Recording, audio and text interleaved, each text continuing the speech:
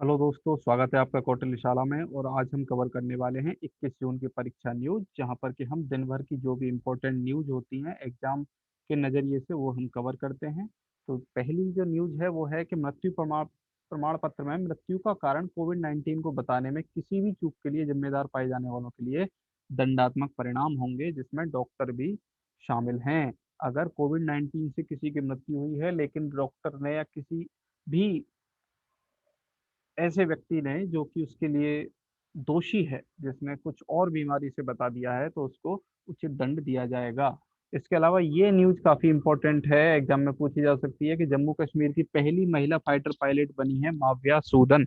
देश की नहीं, जम्मू कश्मीर की प्रथम महिला पायलट बनी है। देश की तो आपको पता है, अवनी चतुर्वेदी लास्ट ईयर काफी न्यूज में रही थी, और भावना कांठ भी थी साथ में। तो ये काफी न्यूज में रही थी।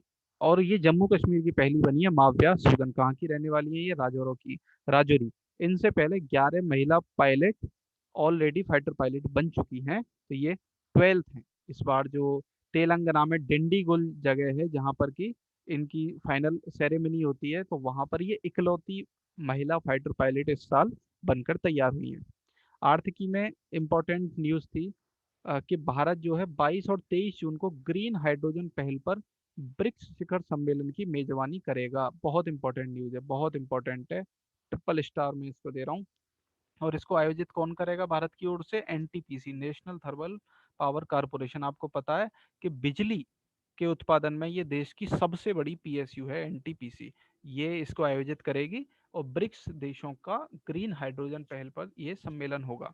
तो क्या है ये सब? ग्रीन हाइड्रोजन के बारे में थोड़ा जान लेते हैं। हाइड्रोजन हमने सुना है, ग्रीन हाइड्रोजन क्या है?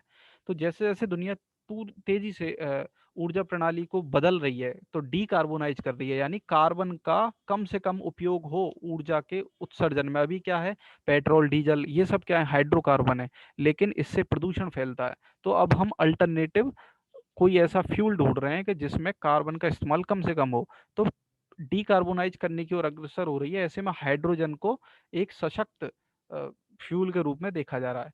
तो हाइड्रोजन का ही एक और फ्यूल है ग्रीन हाइड्रोजन। तो क्या है, अक्षय ऊर्जा का उपयोग करके, यानी रिन्यूएबल एनर्जी का उपयोग करके इलेक्ट्रोलिसिस के द्वारा उत्पादित हाइड्रोजन को ग्रीन हाइड्रोजन के रूप में जाना जाता है। यानी हाइड्रोजन को हम कैसे प्राप्त कर रहे हैं? इलेक्ट्रोलिसिस कर रहे हैं। और इलेक्ट्रोलिसिस से जो हाइड्रोजन मिलेगी वो है ग्रीन हाइड्रोजन, क्योंकि उसमें कार्बन 1% भी इस्तेमाल नहीं हुई है, जीरो कार्बन है इसके अंदर, इसलिए इसको बोलते हैं ग्रीन हाइड्रोजन। और लेकिन इसमें समस्या है, टेक्नोलॉजी इस तरीके की अभी नहीं है, बहुत महंगी है। अगर आपको हाइड्रोजन ऐसी चाहिए तो जब तक महंगी होगी तो फिर उसका इस्तेमाल आम लोगों तक कैसे पहुंचेगा? तो प्रौद्योगिकी दक्षता, वित्तीय व्यवहार्यता यानी पैसों की कमी है, स्केलिंग के मामले में अभी तमाम चुनौतियां हैं।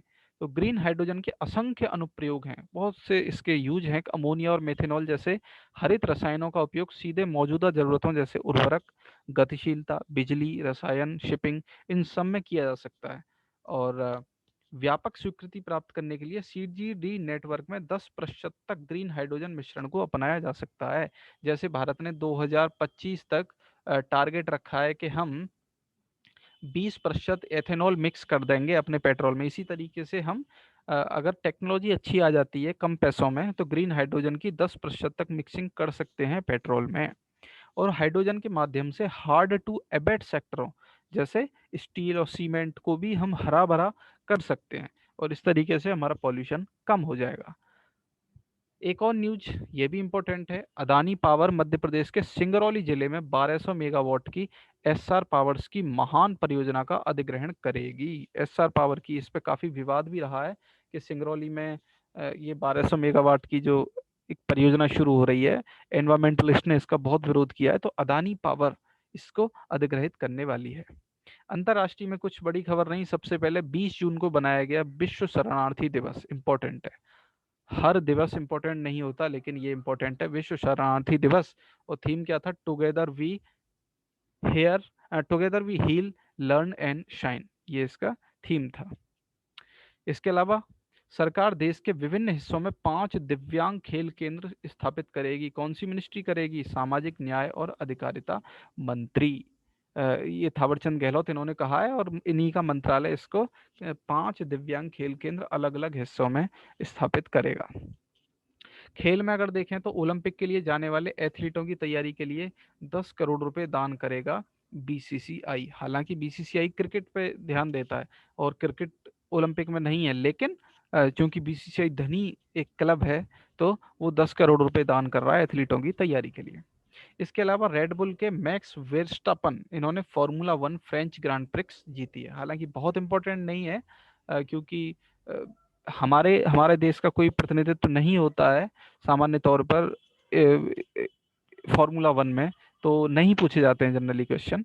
तो ये था आज का परीक्षा न्यूज। उम्मीद है आपको पसंद आया होगा, और आप हमारे चैनल को सब्सक्राइब कर लीजिए। इस तरह के बहुत सारे वीडियो हम लगातार डाल रहे हैं। पूरी तैयारी हम यूपी के जितने भी एग्जाम है उनकी करा रहे हैं, और हम यूपीएसआई का एक स्पेशल बैच भी शुरू करने वाले हैं। तो हमारे चैनल को सब्सक्राइब कर लीजिए और हमारे टेलीग्राम चैनल को भी ज्वाइन कर लीजिए।